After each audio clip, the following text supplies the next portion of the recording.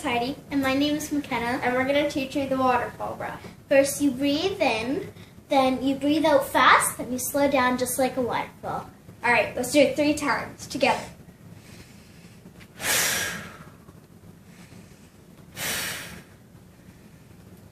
And that's the waterfall breath.